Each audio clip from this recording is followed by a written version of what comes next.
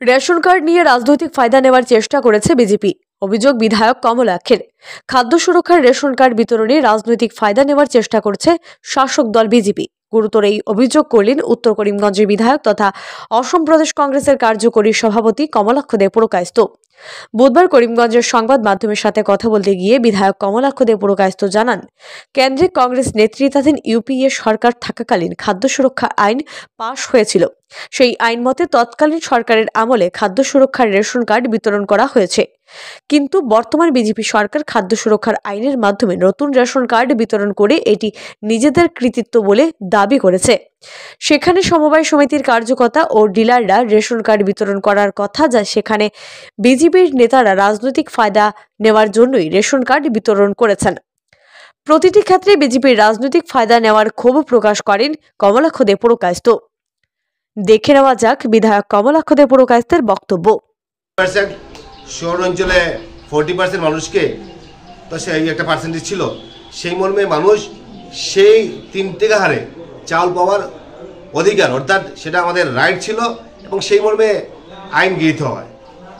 পরবর্তী সময়ে আরও স্টেট গভর্নমেন্ট থেকে 1 টাকা কমানো হয়, তরুণ গগৈ সরকারের সময় আরও 1 টাকা কমানো হয় এবং ফাইনালি সেটা বিনামূল্যে, অর্থাৎ বিনামূল্যে 5 কেজি করে প্রত্যেকজনকে 80, গ্রাম অঞ্চলে 80% এবং শহর অঞ্চলে একটা পার্সেন্টেজ ছিল, সেই মর্মে চলছে। সেটা নূতন কোনো কথা নয়। বর্তমান সময়ে যে পরিবেশ দেখতে পারলাম, এরকম একটা বাতাবরণ, যেমন খাদ্য সুরক্ষা অর্থাৎ ফুড সিকিউরিটি অ্যাক্টের আন্ডারে সেই কার্ডগুলো সেই অ্যাক্টের আন্ডারে কার্ড নয়, সেই কার্ডগুলো বিজেপি দিচ্ছে, সেই কার্ডগুলো মানুষকে সেই কার্ডগুলো বিজেপি দিচ্ছে, সেটাতে সেই অ্যাক্টের কোনো কর্তৃত্ব নেই। তাই সেটা 13তে শুরু হয়েছিল এবং কংগ্রেস সরকারের সময় শুরু হয়েছিল এবং ইদানিংকালে যেগুলো পপুলেশন অর্থাৎ যে বেঁচে ছিল, অর্থাৎ যেগুলো পপুলেশন অনেকের কার্ড সারেন্ডার করেছে, অনেকে চাকরিজীবী হয়তো কার্ড হয়ে গিয়েছিল, অনেকের ফ্যামিলি এখানে নেই, বিদেশ চলে গেছেন, অনেকেই কার্ড সেগুলো সারেন্ডার করেছেন। যে পপুলেশনটুকু হয়েছিল সেই পপুলেশনটুকু সমষ্টি ওয়াইজ ভাগ করে সেই কার্ডগুলো দেওয়া হয়েছে, অর্থাৎ সেই অ্যাক্টের আন্ডারে সেই কার্ডগুলো দেওয়া হচ্ছে।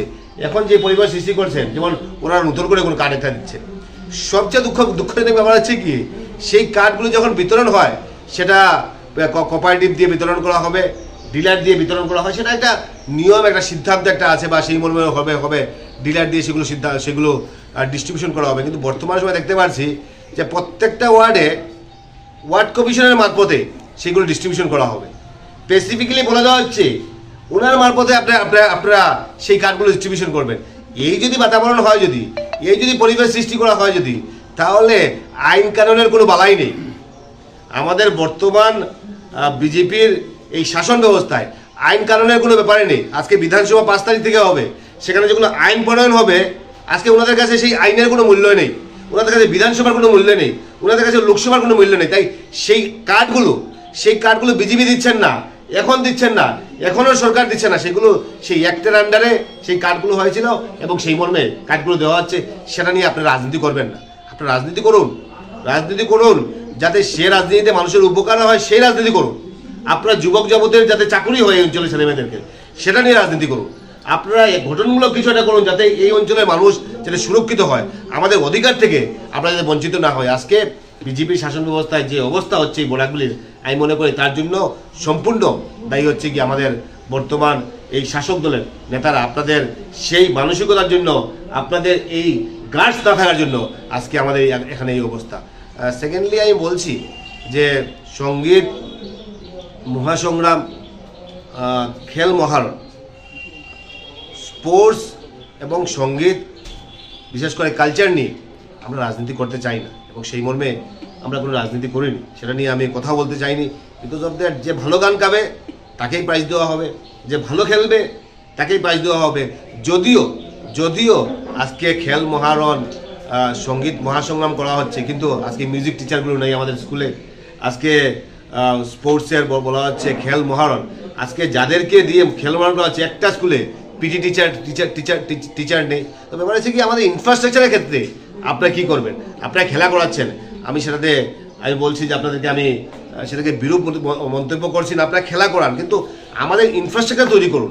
স্কুলের মধ্যে একদিন আমি খেল মহারণ করলাম, সঙ্গীত মহাসংগ্রাম করলাম, বাকি সব দিন হয়ে গেল, সেটা হবে না। আজকে প্রত্যেকটা সময় যাতে আমাদের ছেলেমেয়েরা যাতে সেই সঙ্গীত নিয়ে চর্চা করে, খেলা নিয়ে চর্চা করে, গঠনমূলক চিন্তাধারা নিয়ে যাতে আমরা এগিয়ে যেতে পারি। কিন্তু সবচেয়ে দুঃখজনক ব্যাপার হচ্ছে গিয়ে সেই খেল মহারণে আমি স্পেসিফিক্যালি আজকে বলতে যাচ্ছি না, আজকে অনেক তথ্য আমাদের কাছে আছে। ইদানিংকালে প্রাইজ দেওয়ার পর বলা হচ্ছে যে না, প্রাইজকে ঘুরিয়ে নেওয়া হবে। গাইডলাইনের কথা বলা হচ্ছে, গাইডলাইন উপেক্ষা করে অনেককে অনেক ধরনের সুবিধা নিয়েছে। তো সেই তথ্যগুলো আমাদের কাছে আছে, আমার কাছে আছে। সেই তথ্যগুলো সামনের দিন সে প্রকাশ করব। কিন্তু আমি মনে করি যে সেটা নিয়ে রাজনীতি আমরা করতে চাই না। আপনাদের কাছে আমার অনুরোধ থাকবে যে আপনারা সেটা নিয়ে রাজনীতি করবেন না। খেলা, সঙ্গীত, সেটা হচ্ছে গিয়ে যে মেধা যাদের আছে ওদেরকেই যাতে সেই প্রাইজ হোক বা ওদের যে প্রাপ্য জিনিস আছে সেই জিনিসগুলো পাবে, সেটা নিয়ে আপনারা রাজনীতি করতে যাবেন না। নাহলে আমি মনে করি আমাদের কাছে অনেক তথ্য আছে, সামনের দিনে সেই তথ্যগুলো প্রকাশ করব।